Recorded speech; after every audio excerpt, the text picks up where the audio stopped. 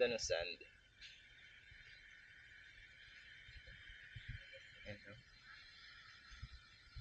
White sand. Para siyang same siya nung sa Matnog, Sorsogon. Yung nagpipink-pink yung sand. So, meron din akong video dun sa kung saan ako naglaro ng motor natin na ala dirt bike tayo enduro. So, same lang din sila nung sand doon, Tigiban. Sa Tigiban. So, mga ang dito sa Balod medyo proper na dito. Malapit na din sa port mismo. Ano to, mga around 1 hour lang motor, 2 hours ganoon. So, yung Tigiban din, parting doon. So, mga around 2 hours din biyahe namin doon para makapunta dito. So, and as you can see, very hindi siya crowded, very relaxing yung place with of course, parang Bicol area. So, yan no.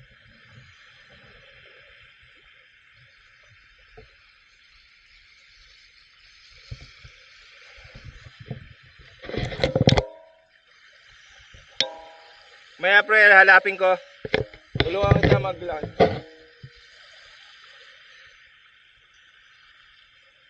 So, yan no.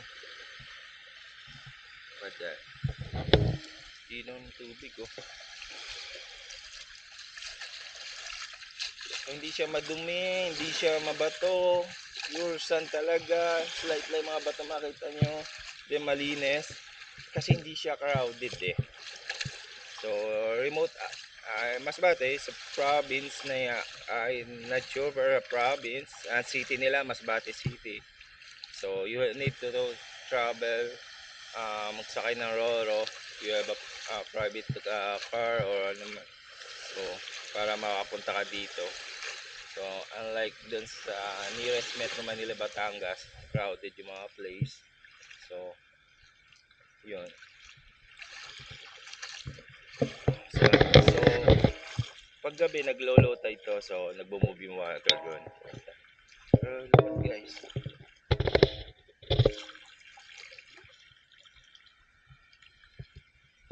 Ito yung Star Beach Resort to. So, may mga I think may resort din dito. Yun. So, dito kami nagmunta. May nakasabay kami dito, Laguna. From Laguna, dalawang babae. Ay. Yun ang tubig. Nagbo-blue green siya.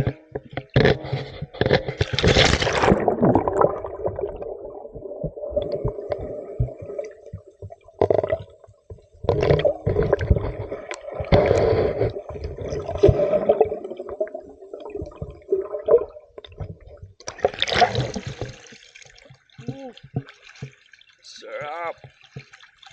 Sarap libutin ng Pilipinas.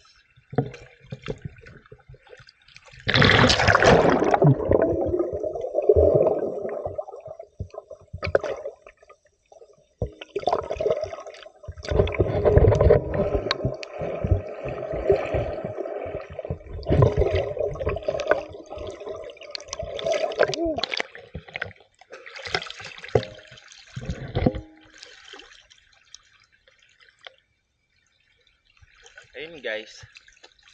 So kahapon naligo na rin ako. So purpose of this video, makita yung lugar.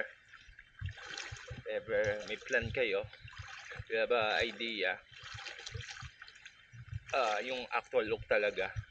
So isa raw, hindi naman kita nyo naman sa mga video ko, hindi ako professional video editor. So lahat tayong any additional edits. So it's a raw video lang.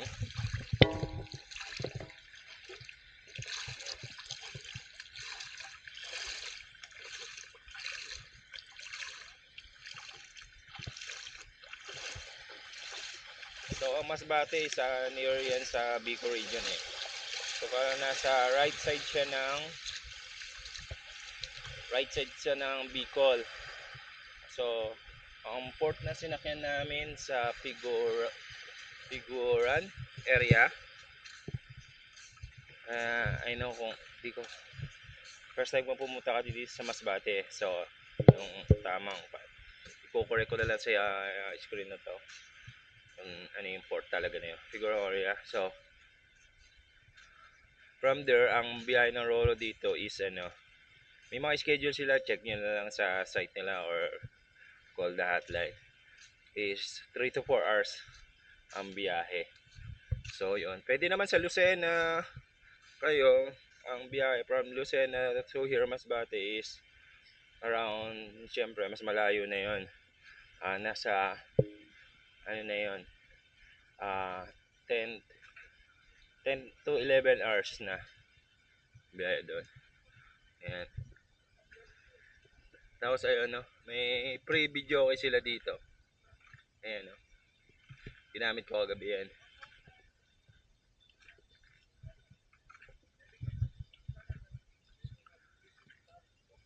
Star Beach Resort.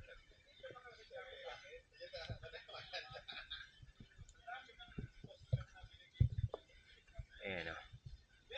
Look at that. Look at that. Yeah. Souvenir, oh. Sa akin. How much that? Oh. 35 is 3 for 100. 3 for 100, oh. Souvenir. Alright, maganda. Mamaya bili ako. Mga pang-gift. Look at that, oh. Friendly yung mga tindera dito, local dito, oh. So, sa Star Beach, oh. Ayun kasi.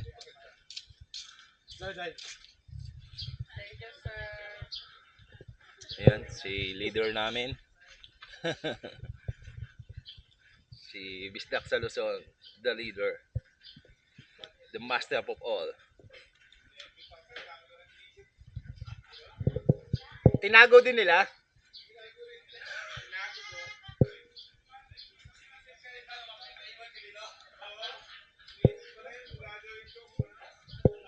Nagkakakulitan. You know, Team Bakat is very a bully team.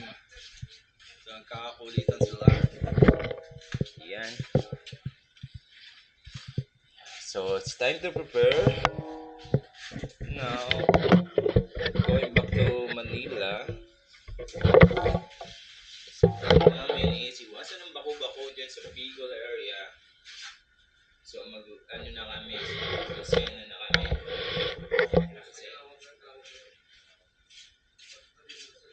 dun sa Palau, because Palau pa yun. Basag-basag kasi. At the same time, kinakatakot namin doon paggabi, baka lumabas si Ed Kaluwag.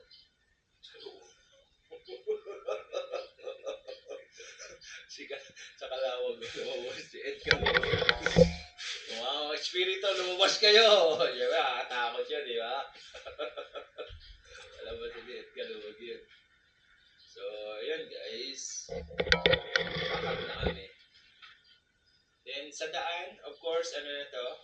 So, okay, mga bashers, so gusto nyo yung daan. So, yung daan dito, all good sa daan. Cement siya. So, no need na mag 4x4. Pero sa Tigiban, kung mapumunta kayo doon, ma-access nyo yung mga paradise sa beach doon. You need a 4x4 car, matataas, SUV. SUV, I think, no need 4x4. Any SUV, mataas sa clearance. So, matawas ang clearance mo kasi may mga bako-bako din eh. Like downhill, uphill, slide. It's better. I guess better SUV. SUV, I think, all goods. Hindi na kailangan yung maliit sa 4x4. Pero 4x4, much better talaga. So, bullet man or Malaw, we didn't need to worry. Alright, got baboos!